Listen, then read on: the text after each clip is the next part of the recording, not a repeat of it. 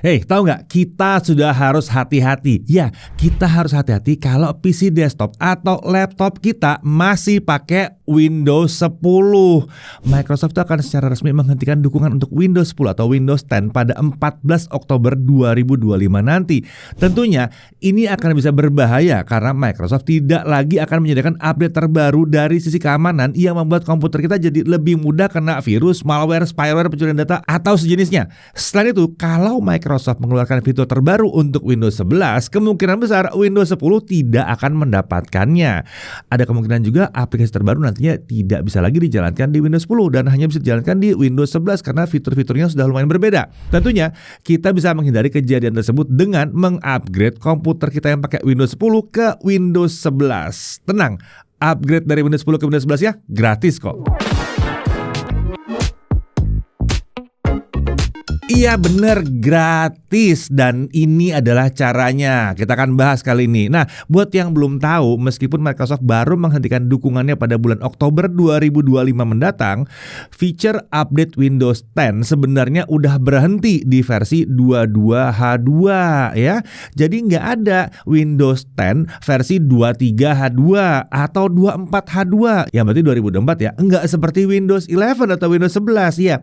Windows 10 memang masih mendapatkan update kecil-kecilan untuk saat ini. Akan tetapi update tersebut hanya untuk perbaikan untuk bug dan keamanan saja. Sedangkan untuk upgrade besar-besaran melalui feature update tidak lagi didapatkan di Windows 10. Nah, feature update sendiri tidak hanya memberikan perbaikan pada bug dan celah keamanan, tapi juga penambahan fitur-fitur terbaru, peningkatan performa, dan juga sistem keamanan yang lebih baik.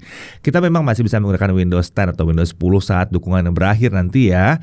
Tapi komputer kita menjadi lebih rentan terhadap kemungkinan serangan karena Microsoft tidak lagi memperbaiki celah-celah keamanannya.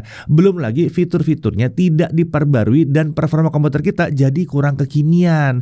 Microsoft sendiri masih bisa memberikan dukungan untuk update keamanan melalui program Extended Security Update. Tapi, yang satu ini membuat kita harus membayar biaya tambahan.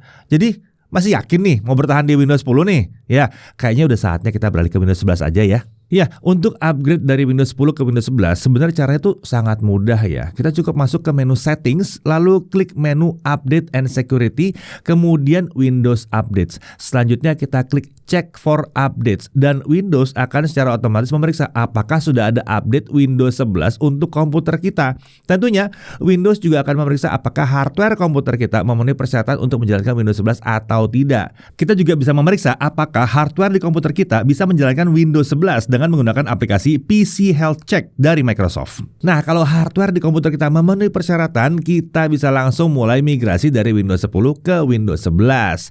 Lalu apa yang bisa kita lakukan kalau hardware komputer kita tidak memenuhi persyaratan? Nah, pertama, untuk PC desktop, kita bisa dengan mudah mengganti komponen yang tidak memenuhi persyaratan Windows 11-nya.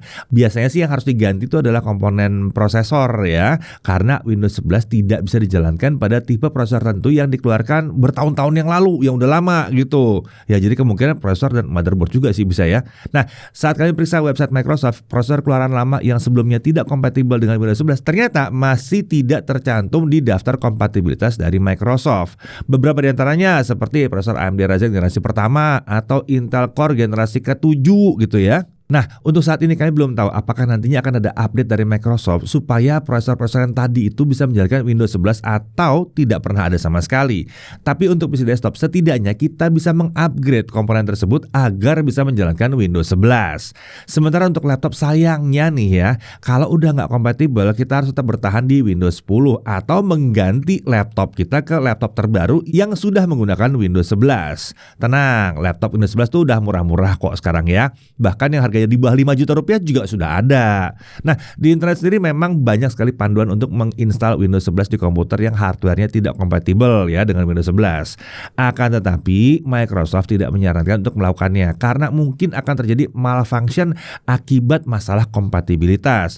Selain itu Microsoft juga tidak bisa memberikan dukungan teknis kalau sampai terjadi masalah. Jadi intinya risiko tanggung sendiri ya kalau tetap nekat melakukannya. Nah, untuk PC desktop dan laptop yang sudah tersedia update-nya dan hardware yang kompatibel, bisa langsung aja mulai perpindahan ke Windows 11. Tenang, data dan aplikasi yang udah kita install akan tetap ada kok dan tidak akan dihapus saat pindah ke Windows 11. Tapi kalau kalian masih khawatir, Windows 10 itu menyediakan fitur backup supaya data kita tetap aman sebelum kita mau pindah ke Windows 11 gitu. Nah, sudah sukses berpindah ke Windows 11? Nah, tenang, seharusnya kita bisa dengan mudah menggunakannya nih. Gampang kok makanya. Kenapa? Karena desain dan menunya masih mirip banget kok dengan Windows 10, tapi dengan penampilan yang lebih modern.